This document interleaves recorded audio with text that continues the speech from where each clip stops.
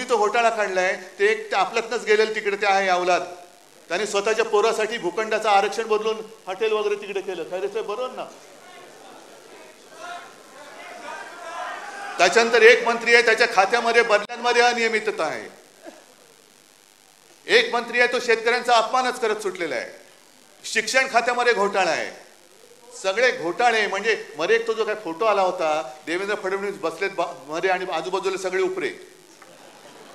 मला भाजपवाल्यांची खरंच दया येते. किती किती पिढ्या तुमच्या सतरंज्या उचलण्यामध्ये घालणार आहात. आता तर सतरंजीच्या खाली गेलात तुम्ही, तुमच्यावरती उपरे नाचतायत. बस करा आता, या ना. अरे जर का तुमच्यामध्ये जरा तरी काही शिल्लक असेल स्वाभिमान अभिमान तर द्या जुगारून या उपऱ्यांचं आणि भ्रष्ट उपऱ्यांचं हे जोखडे ते जुगारून द्या आणि या मर्दासारखे बाहेर या. तुमची किती इंचाची छाती आहे ना ती तुमच्या नेत्याला दाखवा. मर्द कशाला म्हणतात. पण भ्रष्टाचाराच्या बातम्या येऊ द्यायच्या नाहीत. मग हिंदी सक्तीची बसा बोंबलत तुम्ही. हिंदी सक्तीची होऊ देणार नाही, आम्ही होऊ देणार नाही ते ठरवलेलंच आहे. पण त्याच्यामध्ये झगडत ठेवायचं. बटेंगे तो कटेंगे. मग त्याच्यामध्ये पुन्हा मराठा मराठेतर हे भांडण लावून ठेवायचं. हिंदू मुस्लिम आहेच, तो एक बेडूक ओरडतोच आहे त्याच्यामध्ये, त्याला काम तेवढंच दिलेलं आहे. अरे तुझी उंची केवढी, आवाज कसा,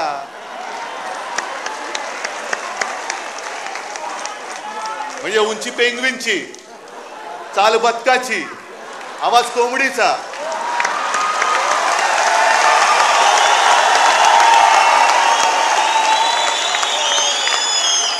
डोळे कोणासारखे माहिती नाही. तो जीव काय, बोलतोस काय, पार्श्वभूमी काय तुझी, वडिलांची पार्श्वभूमी काय, आणि आमच्यावरती बोलतोस. मी कोणावरती बोलतोयस न त्यांना कळू दे पहिलं नक्की. एक कोणतरी बाप ठरवा, याच भाषेत मी त्यांच्याशी बोलतोय. एक कोणतरी ठरवा. जसं आम्ही 59 वर्षाची शिवसेना झाली तरी सुद्धा आमचा नेता एकच आहे, भगवा एकच आहे, दैवत एकच आहे, विचार एकच आहे. आणि शिवसेना प्रमुखाने शिवसेनेची स्थापना केली ती महाराष्ट्राच्या मराठी माणसावरती होणाऱ्या अन्यायाचा मुकाबला करण्यासाठी केली आणि हिंदुत्वाच्या रक्षणासाठी केली. शेटजींची पालखी वाढण्यासाठी नाही केली. शेटजींचे बूट चाटण्यासाठी शिवसेनेची स्थापना नाही केली. हे त्या मिंद्याला पहिले जाऊन सांगा.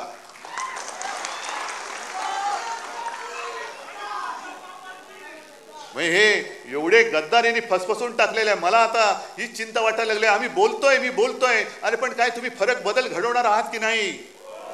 महाराष्ट्र म्हणून काय उभे राहणार आहात की नाही. प्रश्न कोणाला मुख्यमंत्र्यांना किंवा भाजपला विचारणार आहात की नाही. पण रोज काहीतरी घडतंय आणि जाऊ दे ना, आपलं काय जातंय, कशाला आपलं काय जातंय. आज मुंबईच्या निवडणुकीला सामोरं जाताना ह्या ज्या काही बातम्या येत आहेत त्याच्यामध्ये आपल्या बाकीच्या बातम्या म्हणजे लाडकी बहीण या योजनेला देण्यासाठी पैसे नाही आहेत, आदिवासींचा निधी त्याच्यात वळवत आहेत. एसटीला पैसे द्यायला पैसे नाही आहेत.